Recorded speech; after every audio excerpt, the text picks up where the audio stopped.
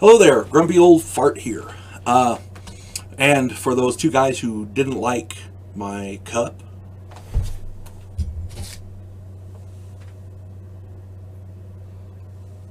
just for you. Okay. I've been playing Dungeons & Dragons a long time, since, over 40 years. I've been running it since 1979. I'm doing these videos to help younger players and dungeon masters because information is a good thing. In Advanced Dungeons & Dragons, there is a class called Wizards, and there's a subclass called Illusionists. These two classes cannot wear armor, according to the rules. If they do, they cannot cast spells. Consequently, Wizard and Illusionist armor class is usually not good. Usually it sucks. Especially starting out. Now, there are magic items that you can get through the course of the game that will help with this issue. Items such as rings and cloaks of protection, bracers of defense, that kind of thing. I'm just going to use cloaks and rings because they're a little easier, a little easier to illustrate. But these items all tend to be fairly expensive. For example, a +1 cloak of protection costs 10,000 gold book price. A +2 cloak costs 20,000. A +1 ring, any ring of protection costs at least 10,000 gold, depending on how your game master runs it. So that's a lot of money. When you start out, it's usually a couple of hundred gold is what you've got for all your equipment and everything, and it tends to go quick. So a starting out character, you're not going to afford one of these. It's not happening. The other thing about this is these cloaks and rings of protection also help your savings throws. They give you bonuses for savings throws. According to the rule book, wizards and illusionists cannot have armor at all. So these particular magic items are highly sought out because wizards who have a crappy armor class get killed easy. They don't have a lot of hit points. According to the advanced, I'm going to give you the hack to get around this, or at least a hack.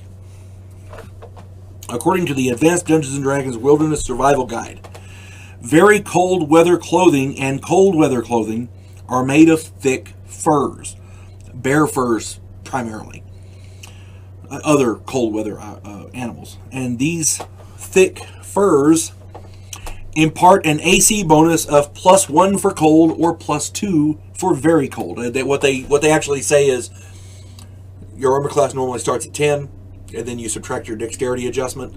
Well, they start at 9 or 8, depending on what kind you get. And then you subtract your dexterity adjustment from that. These thick furs are essential in cold weather climates, and that's why it's in the Wilderness Survival Guide. They didn't have rayon or any of these nice warm, what do you call them? I don't know. They don't have modern materials to make winter clothing out of, so you got to heap the furs on. Well, page 18 to 20 in the Advanced Dungeons & Dragons Wilderness Survival Guide specifically says that cold weather clothing gives a bonus of +1 and very cold gives a bonus of +2, which is the same armor class bonus as the cloaks of protection I talked. Now there are more powerful cloaks of protection, but they cost more. There are more powerful rings of protection, but they cost more. The very cold weather clothing, according to the Wilderness Survival Guide, costs 7 gold. Even if your dungeon master haggles, it's going to be a hell of a lot less than that 10,000. Very cold weather clothing, the big heavy bear furs and like that, costs 15 gold, which is still a lot. Even if he haggles, it's still a lot cheaper than the 20,000 for the +2 cloak of protection. Plus, it's worn and can be worn by any class. It keeps you warm, and it can be worn by any class. So fighters can do this. Anybody can do this. They're not magical items. They're just thick furs. They act as armor. These do not bolster your savings throws, but they can be worn with magical armor. Cloaks of protection cannot. There is a paragraph. I gotta talk about this. There's a paragraph. As a matter of fact, it's the last paragraph on page 20, to be precise, of the Wilderness Survival Guide, which suggests that a dungeon master may want to give a 10% chance for a wizard to miscast a spell, in other words, spell failure or ruin the spell, lose the spell, while wearing these bulky garments. This is entirely up to the dungeon master. But worst case scenario, you still have a 90% chance for spell success. You see what I'm saying?